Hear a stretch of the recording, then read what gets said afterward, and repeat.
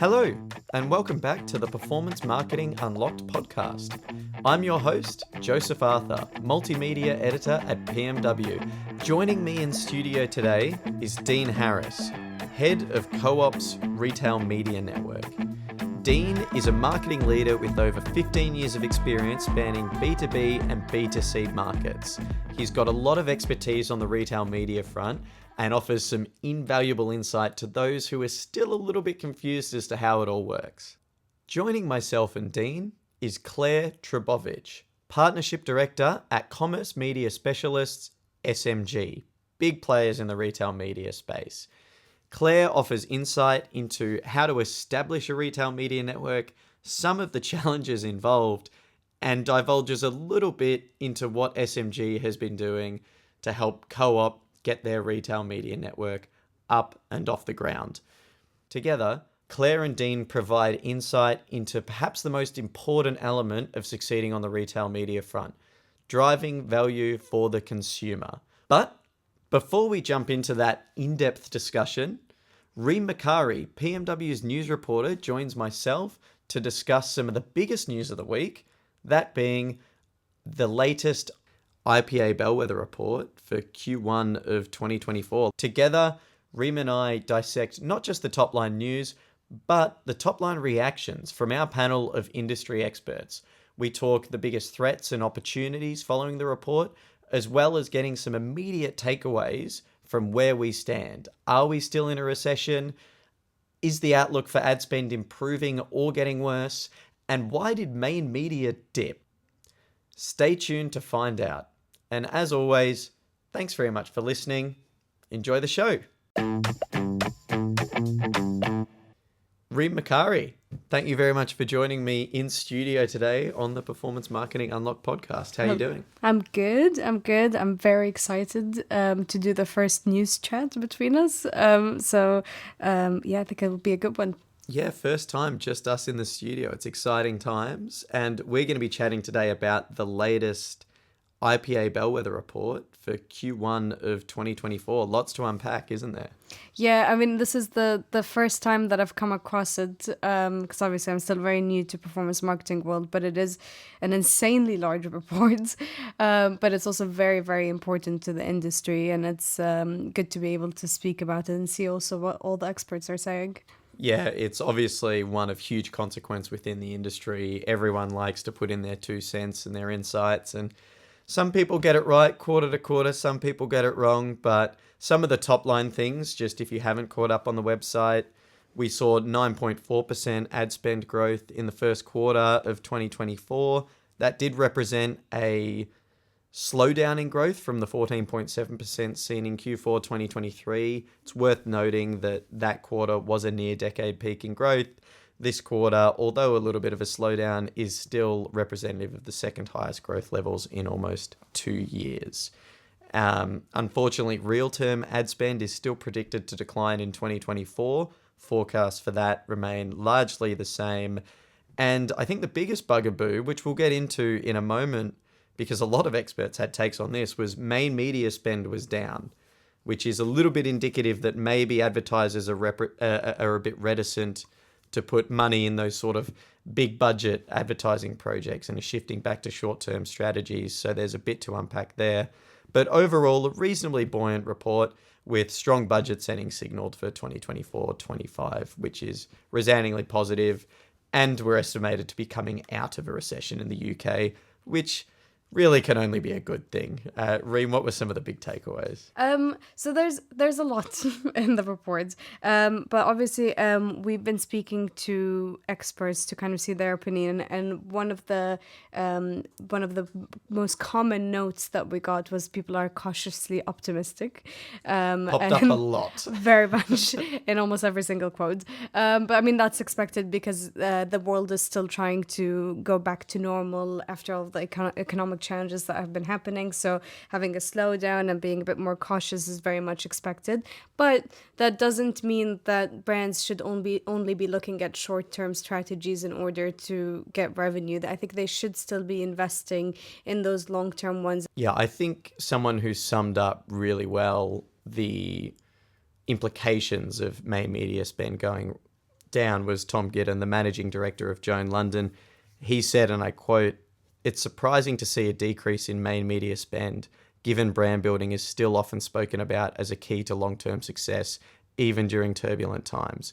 We could now be entering the end of a trade-off era where advertisers need to carefully balance the two tactics to avoid damaging the effectiveness of them both." What do you think, Reem? We're sort of no longer can people afford to ignore one or the other, and you need to ensure you're balancing both. Otherwise, things aren't going to work down the line. Yeah, I mean, 100%. I think that moving forward, in order to create a sustainable strategy for a brand, you need to have a bit of both. You need to have that balance.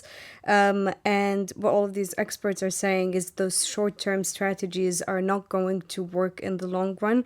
So there's also a quote from James Coulson, who's the managing partner for consultancy for Kepler. So he basically said that short-term strategies are indicative of a bigger problem, and trying to force short-term sales they're trying to force short-term sales in place of natural demand. And then the second issue is that inflation is dropping, but it's very, very slow, and the cost of living is still very high, and brands need to be considerate of that. Yeah, I think maybe the fact that inflation started to cool has maybe set off some alarm bells within brands, but the reality is that's going to happen slowly. Consumers' pockets are still pretty hamstrung, so there's not going to be a lot of spending outside of the natural demand. It's not going to be able to be something that people can force. I think James has hit the nail on the head there. Well, I do think what a few of them have pointed out is that even though like there's still, the cost of living is still very high and there is inflation, they are starting to loosen it up a little bit. Like people are starting to spend a bit more money than they usually do, and when you consider that, I think what brands need to be focusing on is how to target these kind of loyal customers that are willing to spend their money with them. And to do that is you need to be focusing on things like personalization and targeting, and creating things like, personal discount offers, and creating things like loyalty programs. I think that's how you can get those loyal customers to continue spending money. Yeah, I think it's an important point because ultimately, consumer confidence, as we've seen in the report, it's still down. But the outlook is a little bit more positive, and it starts with brands reinvesting and budgets look solid for 2024, 2025. And you have to hope more than anything and estimate that it will be reflected in consumer confidence a little bit further down the line. It will take a bit of a trickle-down effect. Which brings us, Reem, to another point that the experts were all over in their reaction, and that is ensuring that the consumer is the focus of organizations' advertising strategies. And Laura Lane's got a good quote. She's the head of marketing UK and Ireland at HubSpot. And she said, "The thriving expansion in the events sector underlines a growing appetite for face-to-face interaction, accentuating the value of forming connections." And I think that's really important because it underpins the ethos that successful organizations are going to need to carry. And it's great to see us post-pandemic returning to face-to-face interactions and building relationships with consumers. But it ultimately goes back to what you were saying. And if you want to get consumers spending, you've got to give them a reason to spend. So things like loyalty programs are a good way to go. And those are longer-term strategies that involve a bit of brand building. So hopefully main media can correct itself. It is predicted to do so. But I certainly think, as Laura has said there, you can't undervalue having authentic connections with consumers. They need to be at the center of everything you do.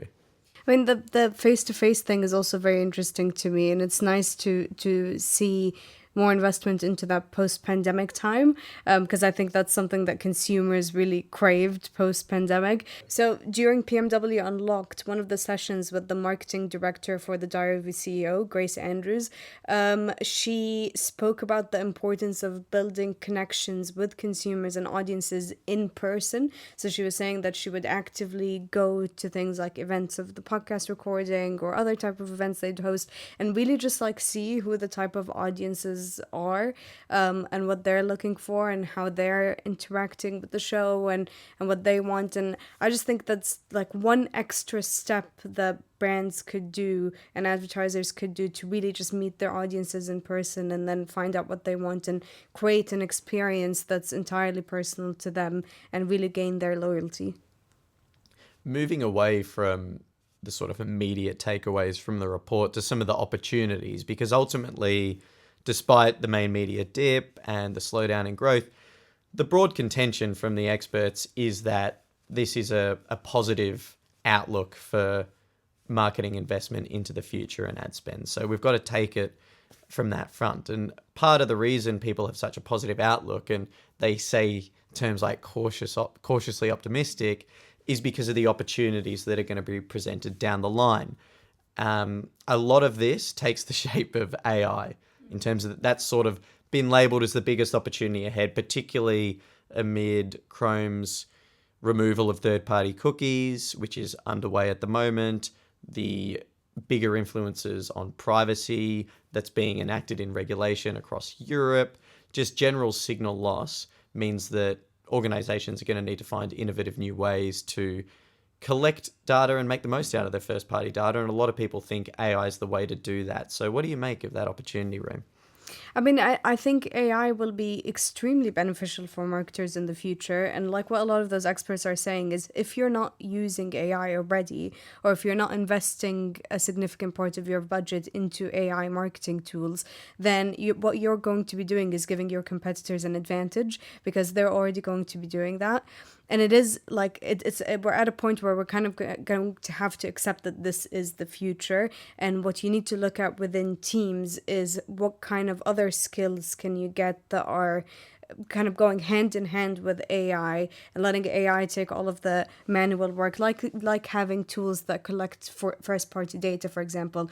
First-party data is going to be crucial moving forward, because that's how you're going to create these sort of like personalized experiences and connecting with consumers through having that first-party data. I think this is somewhere where organizations and consumers will differ a little bit. There is some sort of consumer reticence in the data, and we've covered some of this on PMW, towards use of AI. And there's a big expectation from consumers for brands to be transparent with their use of AI and how they're using their data in that new technology. And I think that's really, really important. But ultimately, some of the panelists, not all, are a little divided on whether or not AI is a threat or an opportunity over the next 12 months. And I think among those who believe it's a bit more of a threat, the main concern is that it will just make the marketplace too competitive, and different AI tools will just end up metastasizing themselves, and it might muddy the waters a little bit. But I love this quote from Stephen Upston, the CEO and founder of LoopMe, and I think he summed up the sentiment of the AI innovators pretty well. He said, "So yes, AI is a threat, but only to non-adopters. AI will not take your job, but someone using AI will." It's a really good call to action. A pretty clear indication from Stephen that he's throwing down the gauntlet of you need to innovate AI. And so we'll see if all the organizations respond. It's certainly one to watch over the next 12 months. And I think there'll be winners and losers for sure. Reem, it's been an absolute pleasure. Thanks very much for joining me in the studio. Thanks for having me. Anytime. We'll let you go for now. We're going to dive in to our interview with Co-op and SMG, all about retail media. Dean and Claire, welcome to Performance Marketing Unlocked. It's great to have you both in studio here in mildly sunny Twickenham. Mildly is optimistic, but yeah, it's great to be here. You should have seen it an hour ago. The sunshine was bursting in, but unfortunately the cloud covers returned. Always the way it goes. But we're here today to talk about retail media. And I thought we'd start by defining exactly what that means, because it's a term that's been floating around for a little while now, but it often is a little convoluted, a little difficult to understand. So why don't one of you jump in and explain exactly what it means to you? Yeah, I'll go first. So we've been talking about this quite a bit at Co-op, but we think the role of retail media is to connect brands to shoppers to make purchasing decisions easier for them, because it's important that the shopper benefits there, and then there's the collaboration. And the role of a retail media network is essentially to use the point of purchase media and shopper data that a retailer has to make those purchasing decisions easier by targeted campaigns. So increasing the relevance for the shopper at the right time, in the right channel, with that audience overlay. But that shopper data is at the heart, and that's what makes retail media different to other media channels.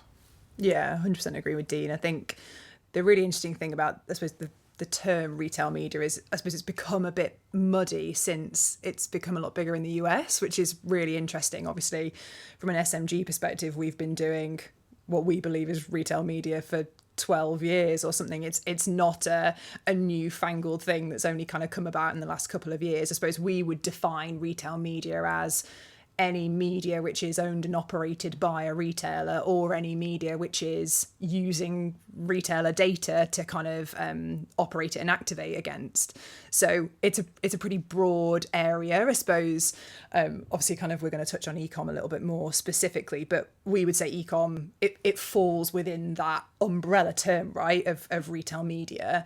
But it's been here for a long time. And I suppose one of the things that we're trying to champion, and Katie Truser-Hurl, our Chief Strategy Officer, talks a lot about this around, trying to raise it up a level. We really believe retail media is a much bigger topic than a lot of other kind of areas in the industry are kind of pinning it down to.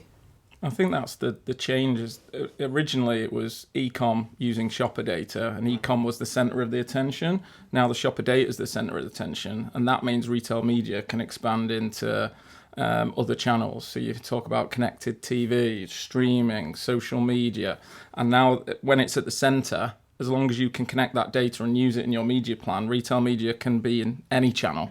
The centre of gravity is that data that powers it and allows you to target those people consistently. So it's expanded beyond simply e-commerce into different channels. Yeah, and that's now essentially called, on-site media. It's just one of maybe 5 or 6 elements of retail media now.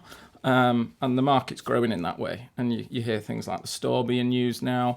The more channels you can switch on that can use shopper data, the more targeted you can be, and you've got that closed loop measurement at the end of it as well. Now, people talk a lot about big tech companies becoming data collection companies before anything else. You think of the likes of Amazon, for example. What's the significance of a convenience retailer like Co-op, for example, Dean, introducing a retail media network? Because essentially that means a retailer is becoming, in and of itself, an advertising platform. Yeah, and you hear headlines, or see headlines like Amazon's retail business makes a loss and its advertising business is what keeps it profitable. And you go, is Amazon an advertising business that sells stuff or a retail business that does advertising? And I think a lot of retailers are caught in this world where does their ability to attract consumers into their grocery and retail business fuel their advertising business? And I think this is a strategy, and the market's changed so quickly that businesses haven't been able to evolve fast enough. But everyone's leaning into retail media, and they won't shy away from why, which is the margins. So in the UK, Co-op as an example, our 2023 results came out last week, and our operating profit in our food business is 2.1%. Now, retail media margins are 30 times that big. For Co-op to make profit on £1 billion of grocery sales, we could do 30 million through retail media. So those are the sort of percentages different. And you'd argue, what's easier, selling £1 billion of extra beans, bread and bacon, or growing your retail media business, which the wins in your sales by £30 million. So I think there's the kind of elephant in the room that the commercial attractiveness is there for a retailer. For Co-op, we're positioned slightly different. We're not on the stock market. We don't pay to the hedge funds that hold our business. We're a cooperative business.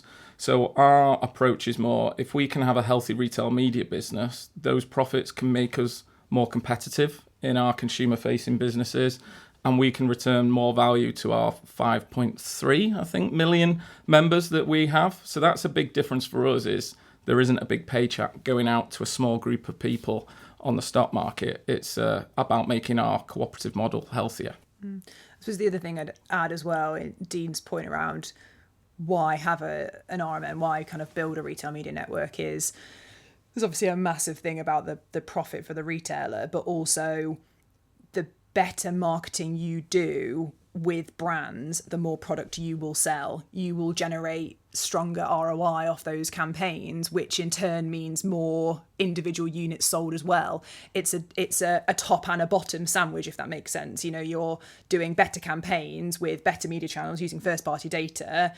increasing your ROI from whatever £1 to £1.75, which actually drives the dial ginormously when you're talking about categories like BWS and things like that at the same time as putting bottom line profit into the business. So it's a double-edged sword around why it's so important to retailers.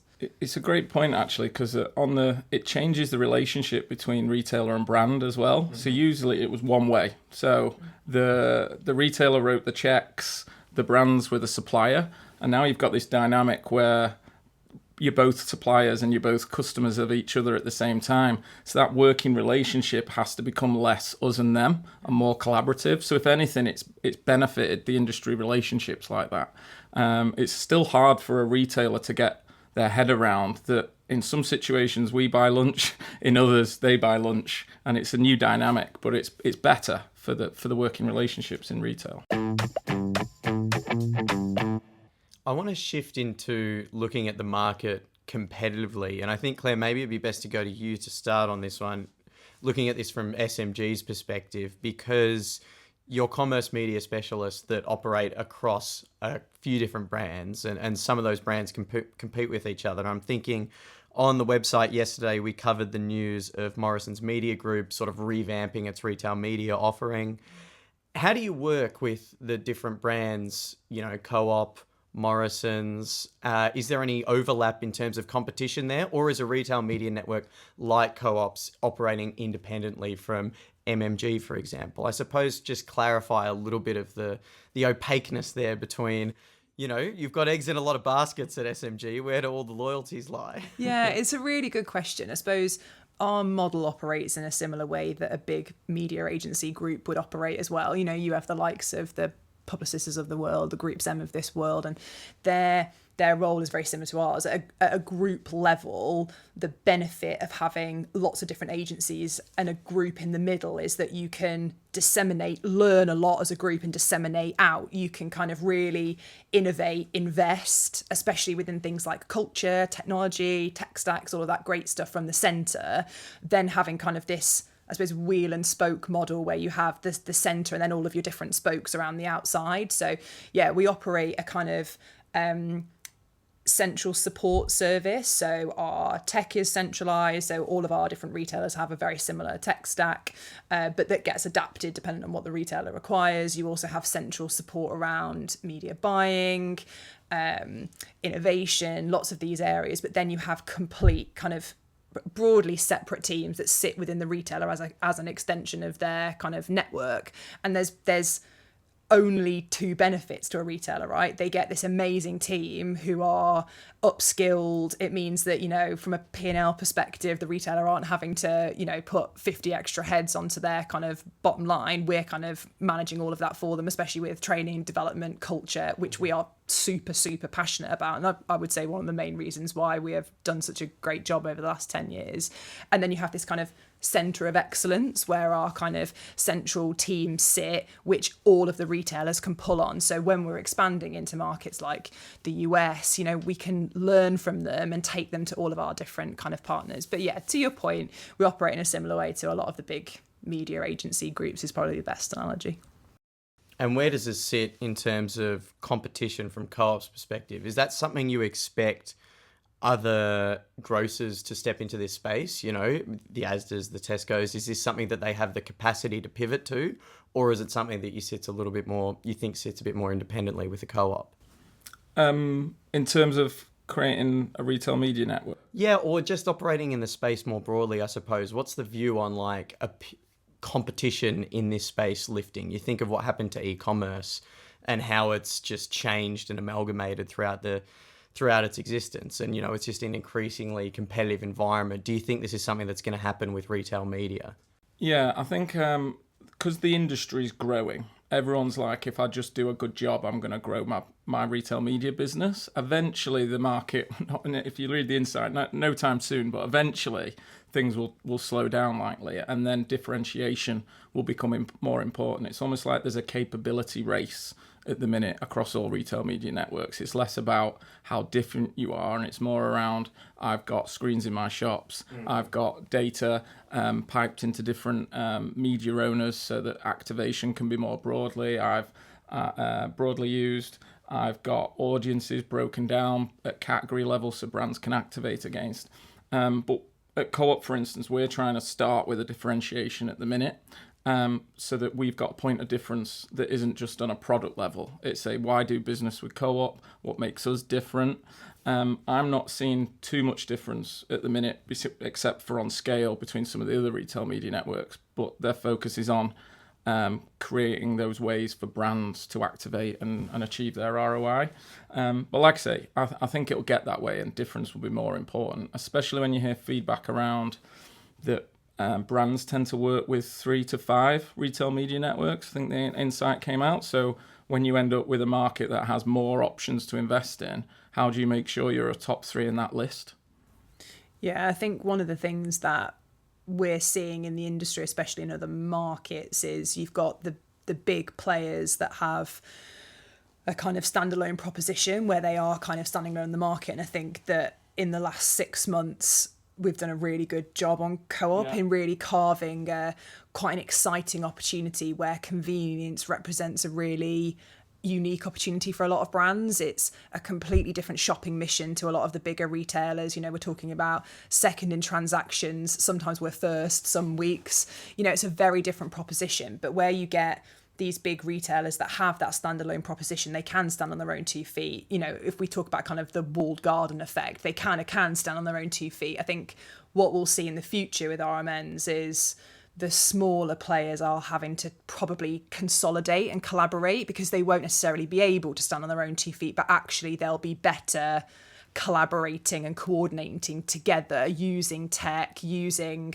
a lot of the kind of great partners that are coming out, such as kind of the Live Ramps and the InfoSums of the world, to kind of combine forces rather than trying to stand on their own. You know, so I think that's probably where we'll start to see the market move to in the long term.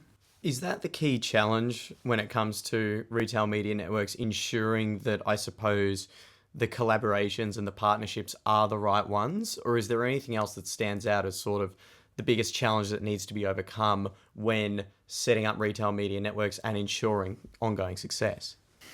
I mean, there are so many kind of challenges, I suppose. It can't come easily. To kind of setting up an RMN. Yeah. I think, you know, one of the big things that a lot of retailers have to face into is how does it work for a brand? Dean's already touched on it, that if a brand only has a certain amount of capacity and they can only work with kind of 5 RMNs at a time, you know, you have to try and be realistic. If you are a small local retailer, you're not going to get in that top 5. So it's like, how can you unlock great opportunities through kind of collaborating with other kind of technology partners? You know, if we're talking about kind of the Criterios and the Citruses of this world, to give you an opportunity to enter into the retail media space, being realistic as to the fact that brands are not going to work with 50 walled gardens. It's just not going to happen.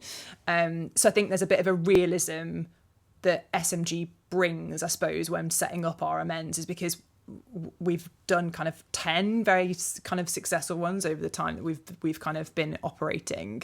So you have to be realistic around the size of the market, the audience you're going after, what is the USP, how do we work with brands, how do we integrate the teams, what's the tech stack, what are the products.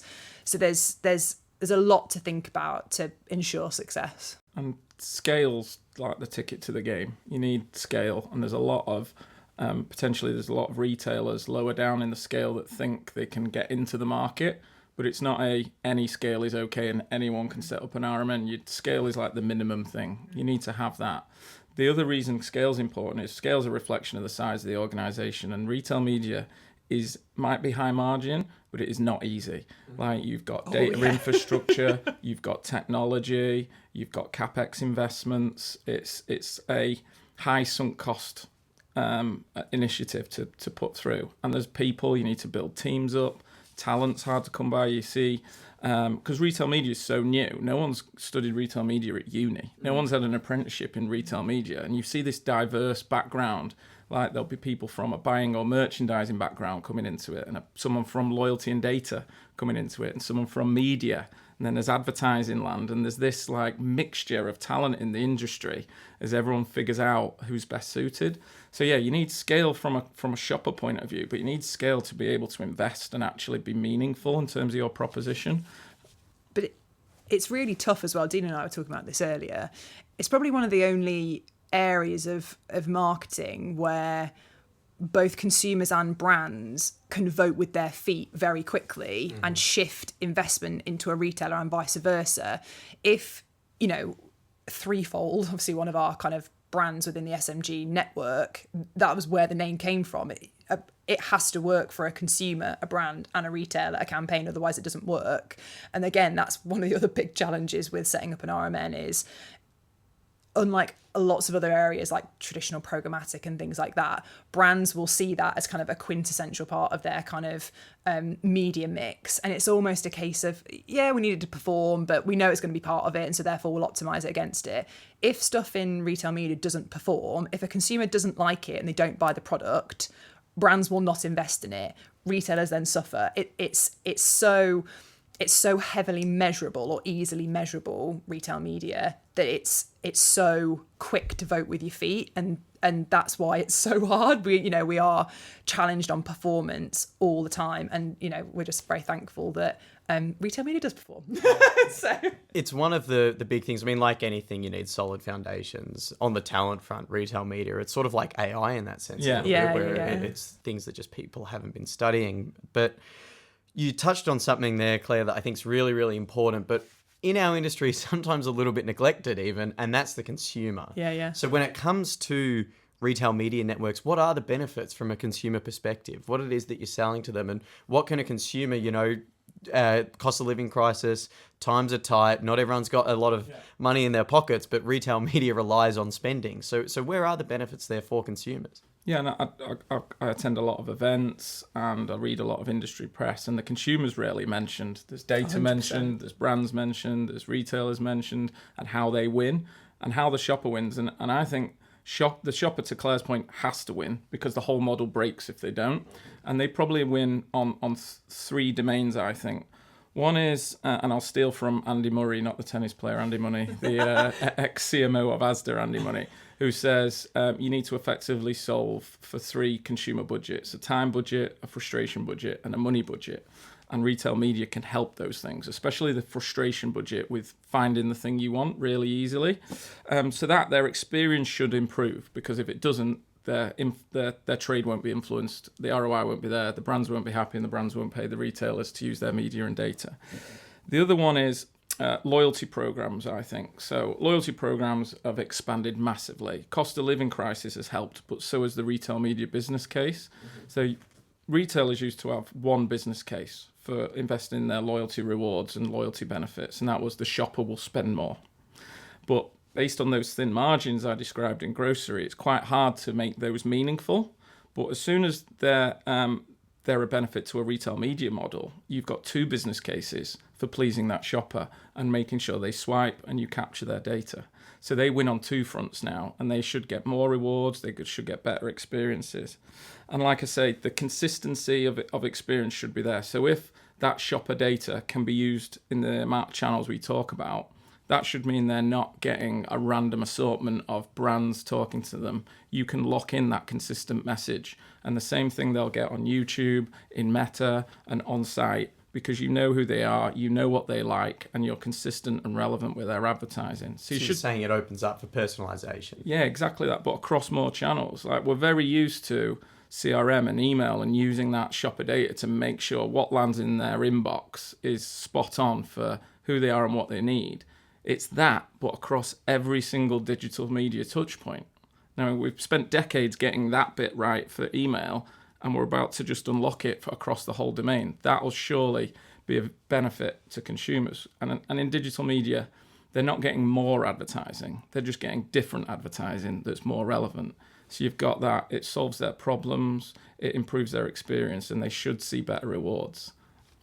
Yeah, I think to add to that, I would say the UK versus the US. I think when we the UK market really focused on first party data, there was a big piece around sustainability and I suppose ethics of the industry within retailers, because if you look at any retailer, take Tesco from a club card perspective, that data is their lifeblood. It's so much of what they, depend on all the time. If that data gets eroded, it's a real problem. And so the benefit to the consumer is, I think 5 years ago, a consumer might say, I don't like being given advertising because I don't think it's relevant. Actually, I think we can probably safely say now, because that data needs to be protected, the frequency is right, we don't over-target people, there is a real kind of sustainability and ethic question to how we use that data, which means actually that most people really benefit. It's a case of really supporting their kind of discovery and all of that about new brands. It's a kind of extension, I suppose, of what they get in store, just in a kind of digital realm. So in addition, kind of the big difference between the US and the UK is our GDPR is in a very different place. So actually, from a kind of like safety and security perspective, I think consumers can. Yeah, when you look at Europe versus the US and APAC as well, even the power is with consumer, and these offerings need to work for the consumer and provide some sort of benefit, or the whole thing's going to falter. I suppose the consequence of that, though, is the improved relevance, the personalization. That just becomes the expectation among consumers now, which puts pressure on organizations to step up and meet them, because if you falter below those expectations, well, you're out of the game to begin with. That brings me to the final point of this discussion before we get into the famous Resell Me a Pen challenge, which I know you're both super excited for. Stressed. What about the future for retail media? What are some of the trends we're seeing that are emerging more recently, and how can we expect it to change for the next 6 months, a year, 5 years and beyond? Yeah. There's some really exciting stuff coming out of the US. I think that's probably one of the most exciting things in the short term is Europe and the US have probably, or the UK and the US have probably started retail media at complete opposite ends of the spectrum. The US started much later than we did and have started digital first. We started in-store first, and we are kind of converging in this space where we are learning from each other, and we're kind of meeting in the middle and crossing over now. So there's this really kind of exciting place where there's lots of kind of intermediary businesses coming up, lots of just interesting stuff, innovation coming out between kind of this like US and UK convergence. The other thing which I think is quite interesting, we kind of touched on it earlier, is collaboration around lots of things like first party data. A lot more media agencies are getting involved in this space now because they're looking at retail media as a brand discussion. It's not just about kind of driving short-term sales. Actually, retail media can drive kind of brand equity and lots of this kind of stuff. So I think there'll be some quite interesting things coming out with kind of non-endemic collaborations. If we talk about Co-op from a sustainability perspective, could there be automotive kind of collaborations from a first-party data? There's some really interesting things there that I don't think have been utilised in loads of detail yet. I think the last thing is what you kind of touched on it as well is that AI obviously gets touted out a lot as a trend. And I think a lot of people don't quite know how it's going to be kind of fulfilled in the kind of marketing world yet. I suppose the way we are, incubating kind of the AI discussion at SMG is more around operations. So actually, how can we make smarter decisions with AI, which means that we can free up a lot of our teams to do more strategic thinking. So actually, I think there'll be some interesting things coming out in the next 12, 18 months around streamlining operations to mean that teams have got more time to do more strategic thinking for brands. The benefits really on the AI front, it all seems to shift internally first, outwardly Agreed, yeah. second. That's sort of the way it's going. Listen, both, that brings us to the final segment of the show, the famous Resell Me a Pen challenge. Now, I don't know what you're going to try and resell me today, so would you like to reveal, one of you, what it is that you're going to be pitching my way, Dean? So mine is the age-old wind-up camera. So wind up, click, Oh yeah, send it off to get developed. I know what you're talking about. Sort of, that's old school. That's something that brings 1990s. I think it was the last time that was in. Right back to my youth. And are you working on this one together, or have you got one each? In terms of one each. One each. Yeah, Claire, what have you got following Dean? I'm going 90s. I'm going the Tamagotchi. Oh, well, you're immediately at an advantage because I was in the Tamagotchi era. I was well and truly I've been part of the strategic by Tamagotchi my front. choice. You've gone off the host generation there. Very Give it shrewd. 60 seconds and we'll see where your mind changes. Well, here we go, Dean. We'll start with you. 60 seconds on the clock. Ready, set, take it away. If you want to take pictures, use a phone. If you want to capture memories, wind-up camera is your thing. The anticipation of the click and capturing that moment at a birthday, at a wedding, at a special occasion, wind-up cameras are there. If you want to bury an important occasion in 5,000 photos that you'll only ever see on Time Hop once a year, use your phone. If you want something you can treasure, use a wind-up camera. The anticipation of what the pictures will look like, no filter, people blinking, daft facial expressions, the imperfection that captures moments as they are, that's a wind-up camera. If you've got a memory to capture or an event to treasure, put your phones down and buy a wind-up camera. Well and truly 10 seconds under time there as well, which is something I'm sold. I add bonus points for. I got to be honest with you, Dean. Hot start. Tough to follow for Claire. The wind-up camera, you bring me back, actually. You're lucky that a friend of mine recently just sent me a bunch of film camera photos she'd taken from a night out we'd had, and you really struck the chord on anticipation of not knowing what it's going to look like.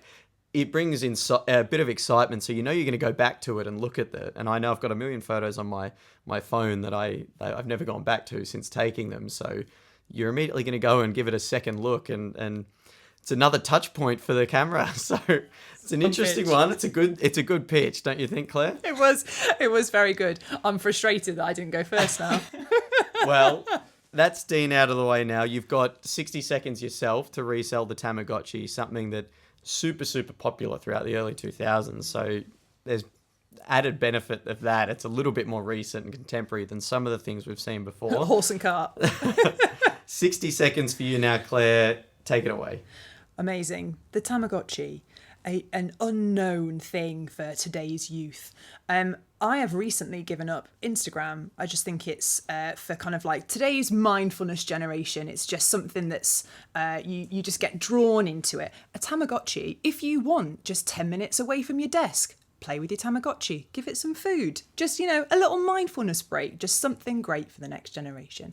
In addition, why not buy a Tamagotchi for your next antique? There is a big theory about that Vogue editors will always buy things that are on a 20-year cycle. If you buy a Tamagotchi now, think how much it will cost in the future. If it costs £15 now, maybe it will be $1,500 in the future. In addition, I have a dog at home and he is a mess. If you have a Tamagotchi, he is very clean. So actually, I just think it's a great opportunity for everyone. Amazing. 5 seconds under time. Another strong performance as well there. I think the scope of the audience you were trying to sell it to, I'm not sure if you were going for Tamagotchi for children, as it's traditionally been marketed. Oh, no, it's for us. Or were you saying Tamagotchi for older generations? Yeah, for us. So a little stress ball even. You're pivoting away 10 minutes at work for the Tamagotchi. Sell it in pet stores. Sell it in pet stores, yeah. A little Tamagotchi timeout. At work, literally, just to step aside. No, I love it. And I think reframing it back to the sort of working generation now, the younger generation, maybe people who lost touch with old Tamagotchis. And so there's that nostalgia element too. Listen, that's two really excellent things you've tried to resell there. And I think both certainly stand the biggest chance, certainly while I've been hosting the show, as things that I might actually go and reinvest in myself. There's take that as big wins. There's definitely a Tamagotchi somewhere in my home back in Australia sitting around. And a film camera is not something I've got, but it's certainly something I may want now or very soon in the future. So, Claire, Dean, well done, both of you. Very strong Resell Me a Pen challenges to round out what I hope was a really, really interesting podcast for our listeners. Can't thank you both enough for joining me. Brilliant. Thank you so much. Thank you. And that concludes this episode of the Performance Marketing Unlocked podcast. Thank you so much for tuning in and listening. I sincerely hope you enjoyed it. Thanks to Reem Makari for joining me up top to chat IPA Bellwether report. Thanks to Dean and Claire for coming on and divulging all things retail media. That was a really, really enlightening discussion for myself. I hope it was for you listeners too. Please don't forget to subscribe to the show if you aren't already on your podcast platform of choice. And please leave us a rating and review if you're so inclined. Those things mean the world. In the meantime, have lovely weeks, and we'll be back in a fortnight's time with another episode of the Performance Marketing Unlocked podcast. Bye for now.